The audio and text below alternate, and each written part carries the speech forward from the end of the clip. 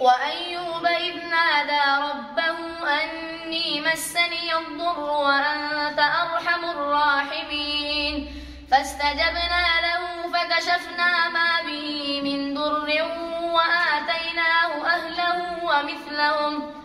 أهله ومثلهم معهم رحمة من عندنا وذكرى للعابدين وإسماعيل وإدريس وذا الكفل كل من الصابرين وأدخلناهم في رحمتنا إنهم من الصالحين وذا النون إذ ذهب مغاضبا فظن أن لن نقدر عليه فنادى في الظلمات أن لا إله إلا أنت سبحانك إني كنت من الظالمين فاستجبنا له ونجيناه من الغم وكذلك ننجي المؤمنين وزكريا إذ نادى ربه ربي لا تذرني فردا وأنت خير الوارثين فاستجبنا له ووهبنا له يحيى وأصلحنا له زوجه إنهم كانوا يسارعون في الخيرات ويدعوننا رغبا ورهبا وكانوا لنا خاشعين والتي أحصنت فرجها فنفخنا فيها من روحنا وجعلناها وابنها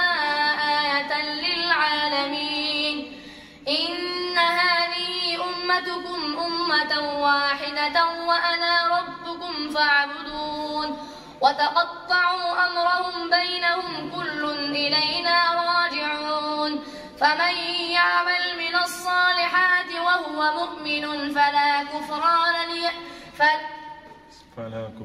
لسعيه فمن يعمل من الصالحات وهو مؤمن فلا كفران لسعيه وإنا له كاتبون وحرام على قرية أهلكناها أنهم لا يرجعون حتى إذا فتحت يأجوج ومأجوج وهم من كل حدب ينسلون واقترب الوعد الحق فإذا هي شاخصة أبصار الذين كفروا يا ويلنا قد كنا في غفلة من هذا بل كنا ظالمين إنكم وما تعبدون من دون الله حسب جهنم أنتم لها واردون لو كان هؤلاء آلهة ما وردوها وكل فيها خالدون